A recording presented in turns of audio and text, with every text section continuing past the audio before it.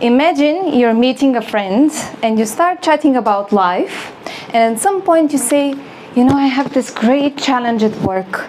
Your friend stops you then and there and says, I know exactly what you should do. What are the chances you follow this person's advice, even if they're your friend? 50-50? For me, it's close to 0. But how often do you get advice that you didn't ask for? Very often. Very often, yeah? In her book, Time to Think, Nancy Klein says that usually the brain that contains the problem also contains the solution, often the best one. And solutions are born very often in conversations. Yes.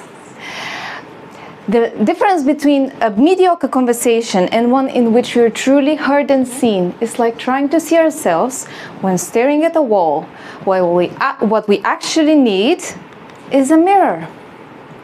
Quite literally, when we're immersed in a deep, meaningful conversation, mirror neurons are sparkling in us, the other person's sensations and feelings, making this a shared experience. This is something which AI is not good at. It's not even capable of yet. Who knows?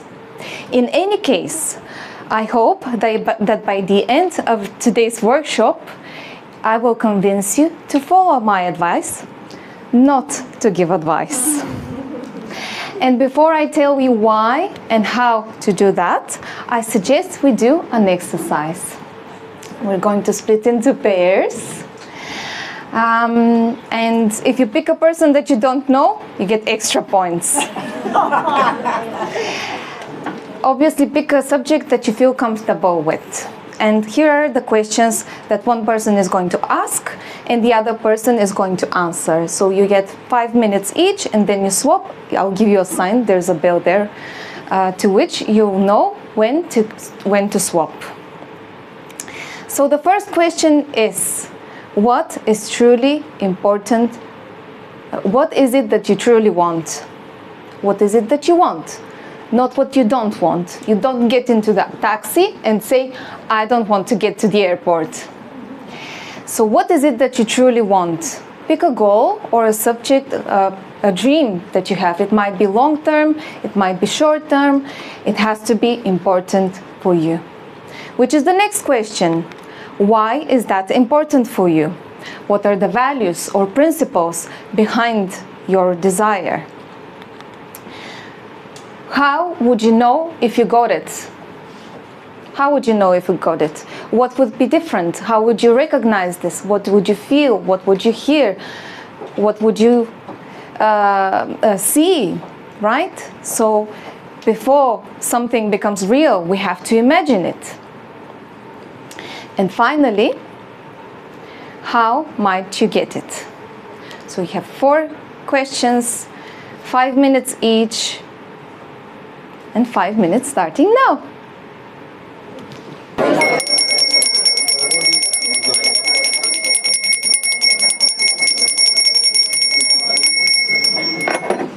And we're back. Who felt tempted to give solutions? Who felt tempted to give solutions? At least felt. Maybe you didn't, but at least felt. Yes, yes. I found myself guilty of this, of giving solutions so many times you can't even count. If you kept your solution to yourself, what was your experience? Yes, if you managed to keep the solution or the suggestion, the advice to yourself, how did it feel? What was your experience? What were you thinking? It was hard to keep it only for myself. It was hard to keep it only for yourself? Yeah. But you know it's your experience and the other one, so keep quiet. So keep quiet. You know it's your experience, not the other one's. So keep quiet. What was your experience answering those questions?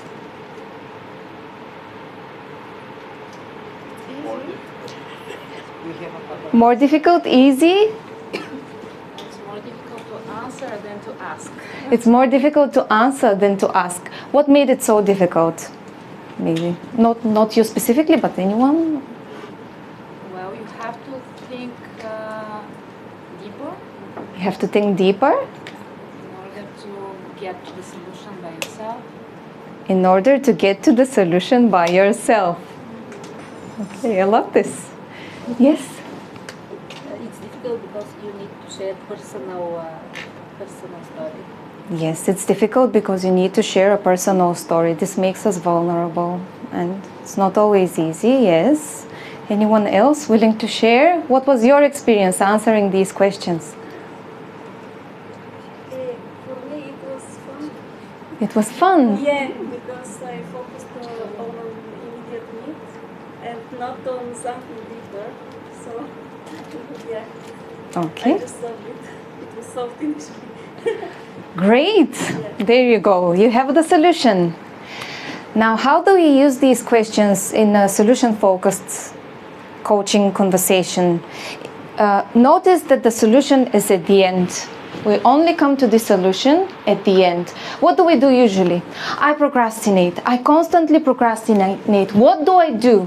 How do I solve my problem? And then I'm focused on the problem, not on the solution. Okay, but even in a coaching conversation, we come to the solution at the end. Firstly, we need to activate our prefrontal cortex. How do we do that? We need to understand what is important for us. What is truly important for us? Not what's not important, as I already mentioned. We need to understand why that is important for us. What are the values that I mentioned? Principles. What is driving us? We have to know our why, as Simon Sinek says. And then how would you know if you got it? Anything that is in our reality was imagined by someone. We cannot get to something usually. Maybe there are exceptions, of course. We cannot get to our desired result unless we have actually imagined it. Someone has imagined what we are surrounded by. And then finally, we get to our own solutions. And sometimes it's fun, sometimes it's difficult. So this is Coaching 101. You can apply these questions on your own, right, to find a solution for yourself, or in a conversation with your partner, with your child, with a colleague, with your manager, with your employees, with your friends. So this is quite liberating because it's taking away from you the responsibility to come up with the best solution. Now, another thing that we use in coaching conversations are the levels of listening as defined by Coactive Training Institute. In order for me to demonstrate to you what is the difference between poor, good and great listening, I need a volunteer. Anyone?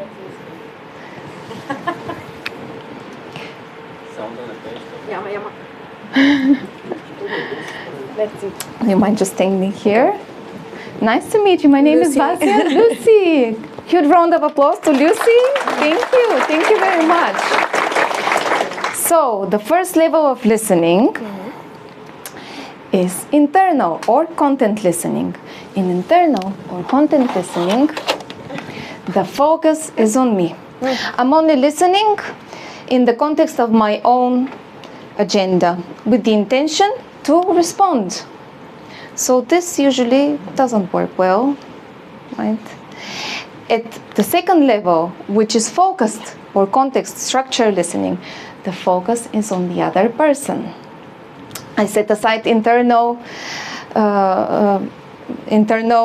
dialogue and all judgment, and I'm focused on the person that's next to me.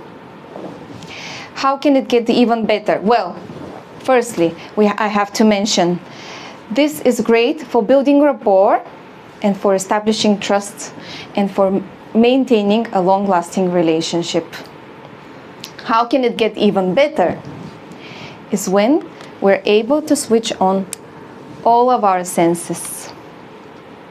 So at this stage, ta-da, ta-da, thank you very much. You're welcome. We're seeing the person's body language, facial expression changes, energy shifts.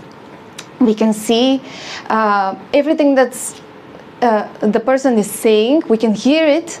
We can hear what they're not saying. We can connect the dots, and we're listening between the lines. Thank you very much, Lucy. So how do we use these in a coaching conversation?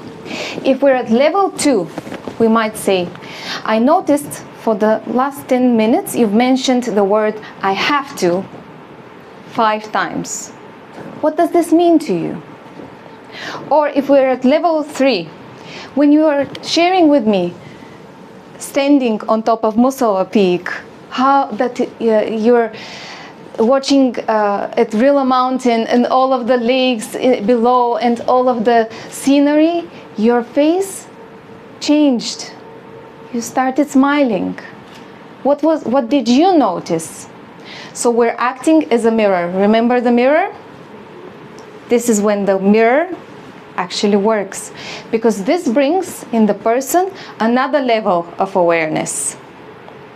And this is what we're doing in a coaching conversation, but obviously you can do this in all of your conversations, if you have the capacity, of course, because that's not always possible, right? We have certain level of energy. If we practice, this will become our reality. A guiding star, a North Star to coaching are also the 5 solution-focused Ericksonian principles. And I will try to explain them to you in the simplest way possible. People are okay. What do you mean, people are okay? What happens if we don't believe that people are okay? We try to fix them, we judge them, we put labels on them, we push them towards certain solutions, and this immediately compromises the relationship. This is where the wall is built.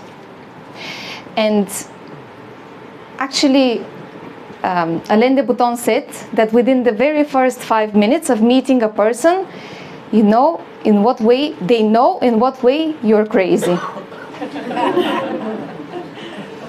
I'm crazy. But you know this already. I've been talking for more than 5 minutes, right?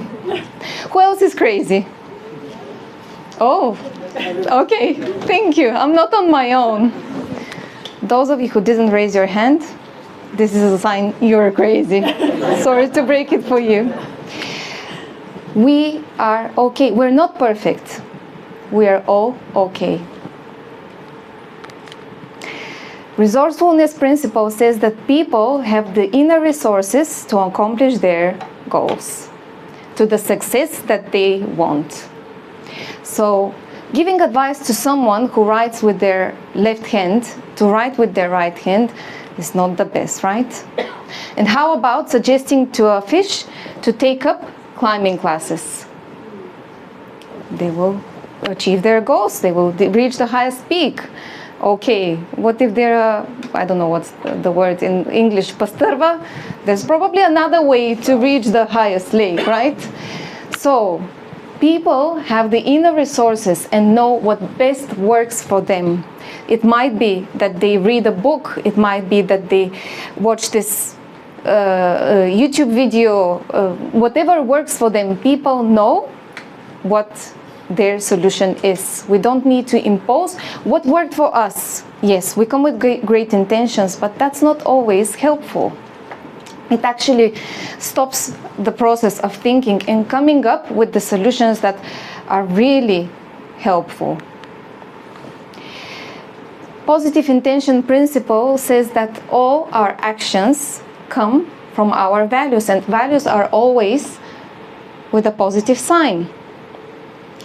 What does this mean? Even if we want to help this and we give advice, this comes with some kind of value, right? From a value. We might really want to contribute. We might want to be recognized or be part of a community. So there are different different motivations for us to give advice, but it might not always be helpful. Also, for people, they're doing the best they can. If we don't believe that people are doing the best they can, we're probably not seeing the whole picture. We're not understanding their perspective. We're not seeing what they're going through, the resources that they have. So, best they can principle gives them the benefit of the doubt. And last but not least, change is inevitable. If something is truly important for someone, they will take an action sooner or later. And if we don't intervene, then even better. So, what did we learn today? How to practice some powerful coaching questions in everyday conversations. Which levels of listening to apply when connecting to people in order to serve us and to serve the others. And last but not least, why it's important not to give advice. Remember this in your next conversation. That's very important to you. Why? Remember the saying, give a man a fish and you feed him for a day. Teach him how to fish and you feed him for a lifetime.